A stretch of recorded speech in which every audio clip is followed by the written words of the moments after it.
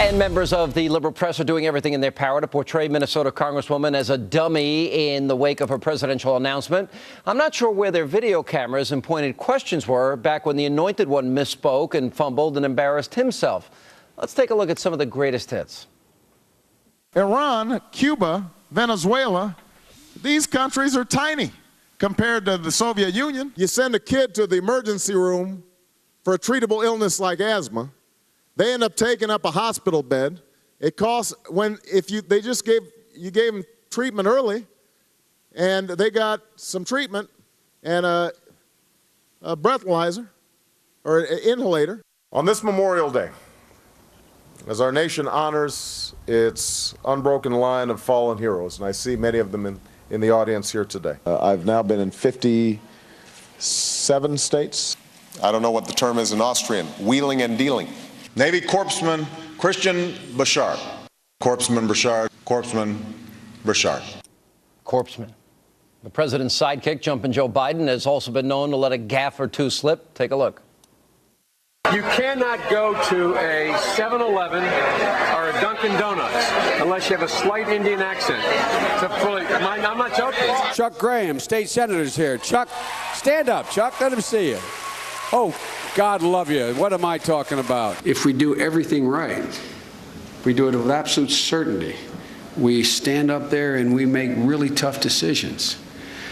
There's still a 30% chance we're going to get it wrong. By the way, do you know the website?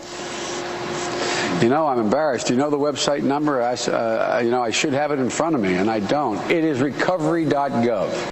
All right. Somehow, though, the media has let those astonishing screw-ups slide. And joining me now with reaction to the media double standard on display this week and always is Democratic strategist Mo Olathe is with us, and nationally syndicated radio talk show host Hugh Hewitt. Guys, welcome back. Good to be back, Sean. You know, Thanks, Sean. It's funny in the wake of the criticism, Hugh, against Michelle Bachmann, that all those other things got pushed away. They didn't really become the big, oh, my goodness, look how stupid, 57 states, Navy Corpsman. Why? Why is there the double standard? And, Sean, you had to truncate that. You didn't use Comiskey Field on Joe Biden. You didn't do the three-letter word jobs. Wait a minute, I got there's that an one. Endless array of this. I got Joe here's Biden what's jobs. going on. I'm going to run it. You asked for it. We got the greatest hits. It is the perfect one. Look, John's last-minute economic plan does nothing to tackle the number one job facing the middle class, and it happens to be, as Barack says, a three-letter word, jobs, J-O-B-S, jobs. How do you spell potato? And Sean, I'll tell you, this is just the media attempting to divert attention. When they go after Michelle Bachmann, who's very smart, has her LLM in taxation from William and Mary Law School. I've been on many stages with her. She's very, very sharp.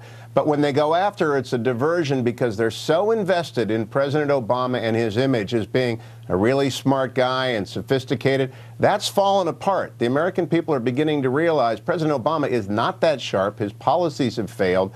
The presidency is in collapse, and Joe Biden is a clear and present danger to common sense everywhere. So they have to divert from this failure of a presidency and attack Michelle Bachmann or other Republicans. And it's not going to get any better because the Manhattan Beltway media elite are invested in Barack Obama.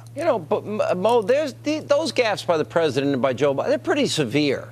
I mean, because and I know, and I said this in the last segment, he was reading the teleprompter. He didn't know what the word corpsman is. Otherwise, if he messed up once and then corrected himself, fine. But then he said it again and again. And that's a little frightening. And I just would imagine, the left-wing media in this country, and if George W. Bush had made such a mistake. Sean, I got to tell you, I have been doing this, working as a press secretary and a communication strategist for Democratic candidates for over 15 years. And I got to tell you, we get it too. And I'm not sure where you were on the day of some of those, but I recall that Joe Biden 7-Eleven comment. That was the talk of the national press for days. When Hillary Clinton, my former boss, misspoke about Bosnia and her role there, that was a major national story. Both sides feel like they get treated unfairly by the press. I will say this.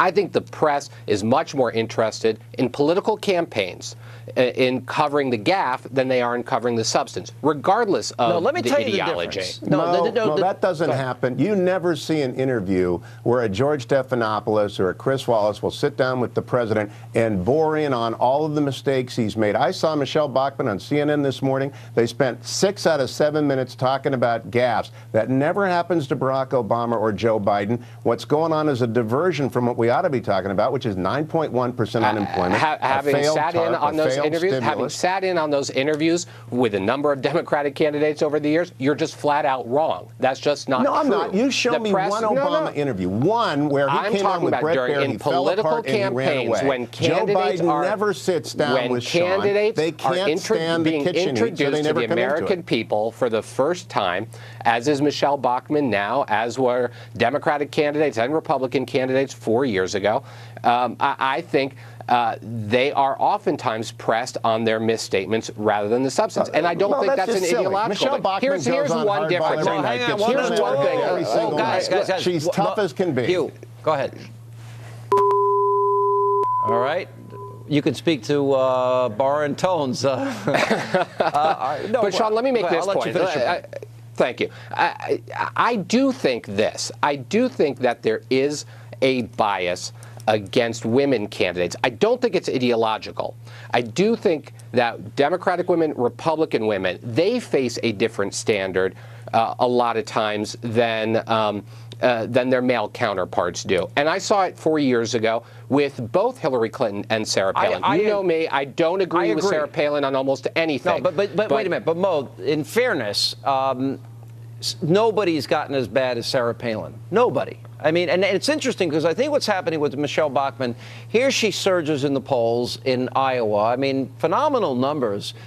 Very popular with the Tea Party. The #1 fundraiser in the 2010 race, which is a story in and of itself.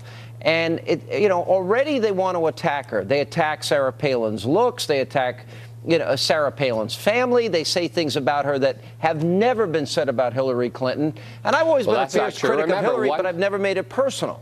Well, and this didn't happen on this network, but on another network, if you'll recall, Hillary Clinton was accused of pimping out her daughter. That was horrific. Recall. I agree with you. That's right. And so what I'm saying is, and you wouldn't say that about a man. And so what I'm saying is that both sides.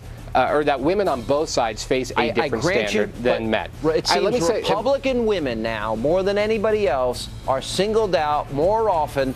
And when Barack Obama doesn't know what a Navy corpsman is and says it's a corpsman, when he doesn't know the difference between Memorial Day and Veterans Day, and he makes mistakes about 57 states, my issue with Michelle Bachmann. You know, and I know the media would excoriate him, and he would be portrayed as a dummy. My issue with Michelle Ronald Reagan was Bachmann, an amiable dunce in the name of the media, but he was a great president. But Sean, my issue with Michelle Bachmann is not that she misspoke on John Wayne versus John Wayne Gacy. My issue is when she misspeaks on policy. And for that, no matter what side you're on, no matter what gender you are, you ought to be held accountable. It's like, right. Barack Obama should be held accountable when he lies to the American people about Paul Ryan's plan hurting kids with autism, Down syndrome, and old people. Or Michelle Bachmann should be held accountable when she lies to the American people about the president's energy policy. When has anyone ever challenged the president about purposely misrepresenting the Ryan plan? Why didn't the president come on this show? I can get this all straightened out. Well,